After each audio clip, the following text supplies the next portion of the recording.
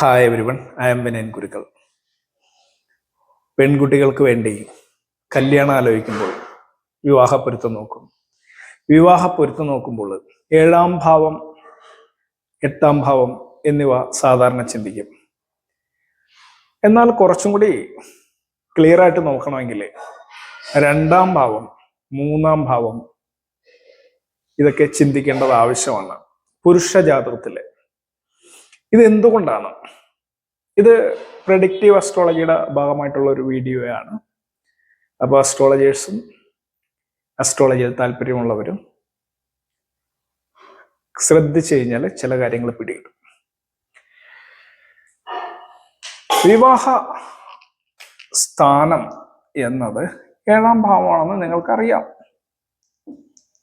വിവാഹയെ മദനാലോകെ ഭാര്യാഭർത്ത സമാഗമ ശയ്യ സ്ത്രീ സന്മനഷ്ടാത്തം മൈഥുനാനദി സപ്തമായി.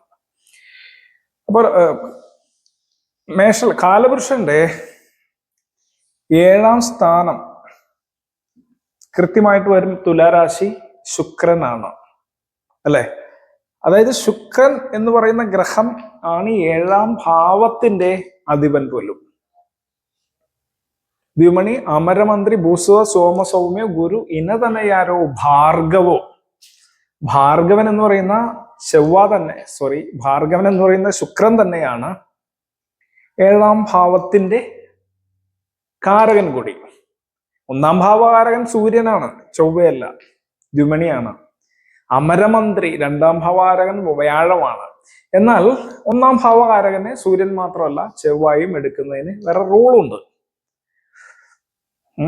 അപ്പൊ നമ്മൾ പ്ലെയിൻ ആയിട്ട് ദ്വിമണി അമരമന്ത്രി ഭൂസ സോമ സൗമ്യോ ഗുരു ഇനതനയാരോ ഭാർഗവോ ഭാനുപുത്ര എന്ന് പറയുന്ന പ്രമാണം മാത്രമല്ല കൺസിഡർ ചെയ്യേണ്ടതെന്ന് ഞാൻ സൂചിപ്പിച്ചെന്നുള്ളൂ. അപ്പൊ 2-ാം ഭാവം നോക്കി, പുരുഷജാതകത്തില് 2-ാം ഭാവത്തിന്റെ അധിപനും ശുക്രനായിട്ട് തന്നെയല്ലേ വരുന്നത്, കാലപുരുഷന്. അപ്പോ 2-ാം ഭാവവും 7-ാം ഭാവത്തിന്റെ അധിപൻ കാലപുരുഷന് ശുക്രൻ തന്നെയാണ്. അപ്പോ ദാമ്പത്യവും മാത്രമല്ല കുടുംബസ്ഥാനവും സമ്പത്തും എല്ലാം ശുക്രനെ കൊണ്ട് ജനിക്കണം എന്നുള്ളത്. അപ്പൊ നിങ്ങൾ ആലോചിക്കും, അപ്പൊ ബുധനിലെ വാക്കിൻ സ്ഥാനം, 2-ാം ഭാവകാരകത്വം ദ്വിമണി അമരമന്ത്രി എന്നുകൂടി വ്യാഴത്തിന് പോയി. ഇതിനൊക്കെ എല്ലാത്തിനും ഉത്തരവുണ്ട്.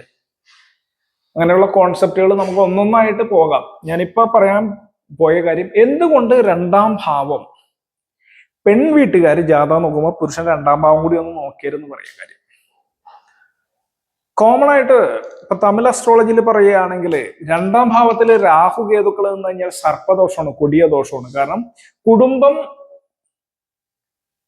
ആ പുരുഷന് പ്രശ്നത്തിലായിരിക്കും. ഭാര്യ ഭർത്താവായിട്ട് ജീവിക്കുന്ന കുടുംബം, ന്യൂക്ലിയർ ഫാമിലി എന്നൊക്കെ പറയാം, അത് കുഴപ്പത്തിലായിരിക്കും, പ്രശ്നങ്ങൾ വരാൻ സാധ്യതയുണ്ടെന്നുള്ള ഒരു കുറിക്കോളാണ്. എന്നാൽ 2-ാം ഭാവത്തിൽ രാഹു നിൽക്കണം എന്ന് പറഞ്ഞിട്ട് കുടുംബം ഉണ്ടാവാത്ത അവസ്ഥ വരണമെന്നില്ല.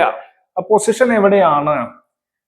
ഇനി കുറച്ചുകൂടി ഡീപ്പായിട്ട് നോക്കിക്കഴിഞ്ഞാൽ രാഹു ആരുടെ സാരത്തിലാണ് ഇരിക്കുന്നത് എന്നൊക്കെ നോക്കിയാൽ ക്ലിയർ ആയിട്ട് കുറച്ചും കൂടി കിട്ടും. എങ്കിലും പ്ലെയിൻ ആയിട്ട് പറഞ്ഞാൽ രാഹു കേതുക്കൾ 2-ൽ നിൽക്കുന്നത് പ്രശ്നമാണെന്ന് പറയും, സർപ്പദോഷമാണെന്ന് പറയും, അല്ലെ? ഇനി ചൊവ്വ 2-ൽ നിന്നാലോ ചൊവ്വാദോഷം എന്ന് പറയും. ധനവേജ പാതാള ജാമിത്രേജ അഷ്ടമി കുജ പുംസാം ഭാര്യ വിനാശ സ്ത്രീനം ഭർത്തൃവിനാശ എന്നാണല്ലോ പ്രമാണം. അങ്ങനെ വരുമ്പോ 2-ൽ ചൊവ്വ നിന്നാല് ചൊവ്വാദോഷമായിട്ടും എടുക്കാം. ചൊവ്വാദോഷത്തിന് 100 കണക്കിന് ഉപവിധികളുണ്ട്, ആ ദോഷം ഇല്ലാതായിരിക്കുന്ന ഉപവിധികളുണ്ട്. അപ്പൊ 2-ാം ഭാവം നോക്കണം എന്താന്നുള്ളതാണ് പറഞ്ഞു കേട്ടോ. നിങ്ങൾ സ്കിപ്പ് ചെയ്താൽ മനസ്സിലാവില്ല. സപ്പോസ് ഇത് പുരുഷ ജാതകം 7-ാം ഭാവം, ഇതൊരു സ്ത്രീ ജാതകം ആയിട്ട് പൊരുത്തം നോക്കുന്ന സമയത്ത് പറയുകയാ, നിങ്ങള് പുരുഷന്റെ 7-ാം ഭാവവും മാത്രം വെച്ച് നോക്കല്ലേ. 7-ാം ഭാവമാണ് വിവാഹസ്ഥാനെങ്കിൽ 2-ാം ഭാവം നോക്കും, 3-ാം ഭാവം നോക്കാൻ പറഞ്ഞു. 2-ാം ഭാവം നോക്കാൻ പറഞ്ഞാൽ നിങ്ങൾക്ക് മനസ്സിലാകും. സ്ത്രീയുടെ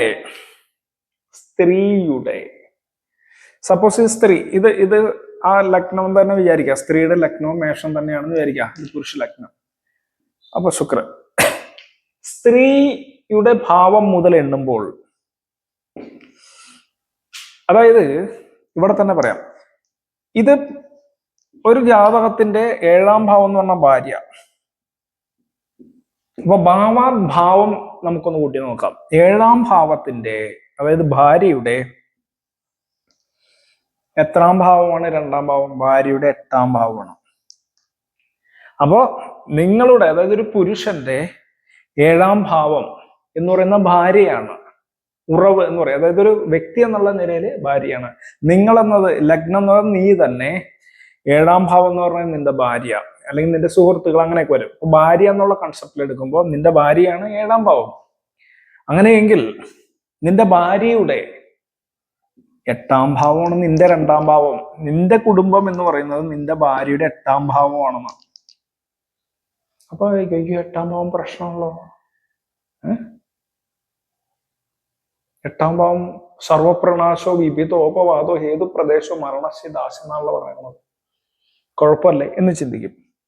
അപ്പൊ തമിഴ് അസ്ട്രോളജിയില് 8ാം ഭാവത്തെ പറ്റി പറയുമ്പോൾ, 6ാം ഭാവവും മലയാളത്തിൽ നമ്മൾ ഹോരാശാസ്ത്രത്തിലോ വരാഹമിഹിരന്റെ ഹോരാശാസ്ത്രം നോക്കുമ്പോഴോ, അതല്ലെങ്കിൽ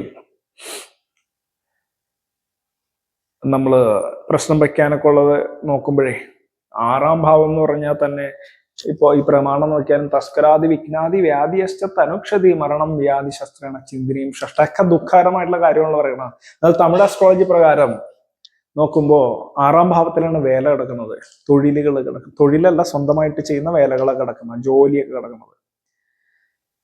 പ്രത്യേകിച്ചും ഫാർമസ്യൂട്ടിക്കൽ ജോബ്സ് ഒക്കെ 6ാം ഭാവം കൊണ്ട് ചിന്തിക്കണം എന്നാണ്.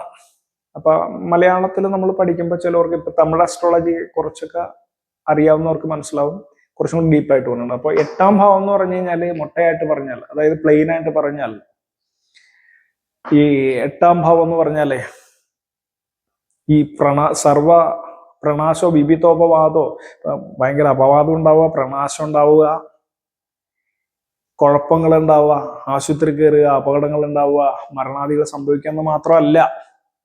അപ്പൊ ഞാൻ മുന്നത്തെ വീഡിയോയിൽ തൊഴിൽ പറഞ്ഞു കഴിഞ്ഞപ്പോ 2 കോയിൻസിഡൻസ് അതിൽ വന്നു. ഒരേ കാര്യം തന്നെ, ഒരു കാര്യം വന്നു കഴിഞ്ഞാൽ അതിന് അപ്പുറം ഉണ്ടോന്ന് 2 കോയിൻസിഡൻസ് വരുമ്പോൾ നമ്മൾ അതിന്റെ നെഗറ്റിവിറ്റിക്ക് സാധ്യത കൂടുമെന്ന് ചിന്തിച്ച് അതിന് ഭാവാത്ഭാവം നോക്കണമെന്ന് മുന്നത്തെ വീഡിയോകളിൽ ഞാൻ ക്ലാസ് എടുത്ത് പറഞ്ഞു. അപ്പൊ ഇപ്പൊ പറയുന്നത് എന്താ?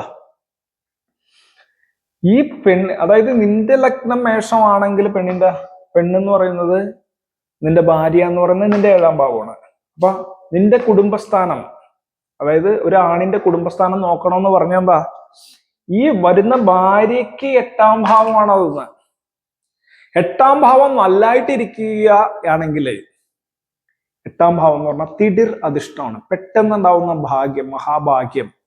പെട്ടെന്ന്, അതായത് ഒരാൾക്ക് അധികം കഷ്ടപ്പെടാതെ ഒരു പ്രത്യേക സമയത്ത്, ഒരു സുപ്രഭാതത്തിൽ എന്നൊക്കെ പറയില്ലേ, അതുപോലെ പെട്ടെന്നുണ്ടാവുന്ന ഐശ്വര്യം, പെട്ടെന്നുണ്ടാവുന്ന ഭാഗ്യം, പെട്ടെന്നുണ്ടാവുന്ന ലാഭങ്ങള്, പെട്ടെന്നുണ്ടാവുന്ന വസതി വായ്പകള്, പെട്ടെന്നുണ്ടാവുന്ന വസ്ത്രാഭരണാദി ലാഭങ്ങള്, എന്തെങ്കിലും പെട്ടെന്ന് കിട്ടുകയാണെങ്കിൽ അധികം മുടക്കാതെ, അത് നമ്മൾ തന്നെ ഭയങ്കരമായിട്ട് പണിയെടുക്കാതെ പെട്ടെന്ന് ആരെങ്കിലാലും നമുക്ക് കിട്ടുന്ന ഭാഗ്യമാണ് 8ാം ഭാവം. അത് പോസിറ്റീവായ ഗ്രഹം നിൽക്കണം. നെഗറ്റീവായ ഗ്രഹം നിന്ന് കഴിഞ്ഞാല് കഷ്ടപ്പാട്, ദുരിതം, പ്രശ്നങ്ങള്, രോഗങ്ങള്, കലഹം, പ്രശ്നമാണ് 8ാം ഭാവം. അപ്പൊ അങ്ങനെ വരുമ്പോ നിങ്ങളൊന്ന് നോക്കിയേ, നിങ്ങൾ മകളെ കെട്ടിച്ചു കൊടുക്കുന്ന സമയത്ത് ആ പയ്യന്റെ 2ാം ഭാവം കറക്റ്റ് ആണെന്ന് നോക്കണം എന്ന് പറഞ്ഞാൽ എന്താ? നിങ്ങളുടെ മകള് 7ാം ഭാവമായിട്ട് വരുമ്പോ ആ 7ാം ഭാവത്തിന്റെ 8ാം ഭാവമാണ് ആ പയ്യന്റെ 2ാം ഭാവം, അതായത് കുടുംബം. അങ്ങനെ വരുമ്പോ ആ 2ാം ഭാവം ഇപ്പം കുഴപ്പം പിടിച്ചതായി പോയി. പാപഗ്രഹങ്ങൾ നിൽക്കുന്നു, പാപഗ്രഹങ്ങൾ നോക്കുന്നു, പാപവർഗത്തിൽ നിൽക്കുന്നു, പാപ നക്ഷത്രത്തിൽ നിൽക്കുന്നു, അധിപൻ പാപന്റെ നക്ഷത്രത്തിലും അനിഷ്ട സ്ഥാനങ്ങളിലും പോയി നിൽക്കുന്നു എന്നൊക്കെ പറയുന്നത് കുഴപ്പമാണ്. അങ്ങനെയൊക്കെ വന്നാൽ പാപവർഗത്തിൽ നിന്ന് കഴിഞ്ഞാല് ഉദ്ദേശിക്കുന്ന അവന്റെ ഭാര്യയ്ക്ക് കഷ്ടപ്പാടായിരിക്കും എന്ന് വിചാരിക്കുക, കുടുംബം പ്രശ്നമാവും. അതുകൊണ്ട് തന്നെ കുടുംബം എന്ന് പറയുന്ന ഭാര്യയും ഭർത്താവും ഒരുമിച്ച് ജീവിക്കുക. അപ്പൊ കുടുംബസ്ഥാനം നല്ലതല്ലാതെ ഇരുന്ന് കഴിഞ്ഞാൽ കുടുംബം പോവും എന്ന് മാത്രം അല്ല എടുക്കേണ്ടത്. ആ ഭാര്യയുടെ 8ാം സ്ഥാനം അവള് കയറി വരുന്ന കഷ്ടപ്പാടിലേക്കായിരിക്കാം എന്നുള്ളൊരു കണക്ക് കൂട്ടൽ ഉണ്ട്. ഇത് കൂടുതലും ആണിന്റെ ജാതകത്തിൽ 2ാം ഭാവം കൂടുതൽ നോക്കണം. പെണ്ണിന്റെ ജാതകത്തിൽ നോക്കുന്നതിൽ ഉപരി ഒരു പെണ്ണിനെ കെട്ടിച്ചു കൊടുക്കുമ്പോൾ 2ാം ഭാവം കൃത്യമായിട്ട് ആ പൊരുത്തം നോക്കണം എന്ന് ഞാൻ ഈ വീഡിയോയിൽ പറയുകയാണ്. ഇതിലൊക്കെ വിശ്വാസമുണ്ട്, ഇതൊക്കെ ശരിയായിട്ട് വരുമെന്ന് തോന്നണമെങ്കിൽ രണ്ടാം ഭാവം കൂടി നോക്കണം. നവാംശം കൂടി നോക്കേണ്ട ആവശ്യമുണ്ട്. അത് എന്താണെന്ന് മറ്റുള്ള കാര്യങ്ങൾ അടുത്ത വീഡിയോയിൽ നോക്കാം. മൂന്നാം ഭാവം കൂടി നോക്കുന്നുണ്ട്, അതിന്റെ ലോജിക്ക് നമുക്ക് അടുത്ത വീഡിയോയിൽ നോക്കാം. ഇന്നേക്ക് ഇത്രേ ഉള്ളൂ. എല്ലാവർക്കും ഒരിക്കൽ കൂടി വണക്കം. ഓം അഗത്തീശ്വരായ.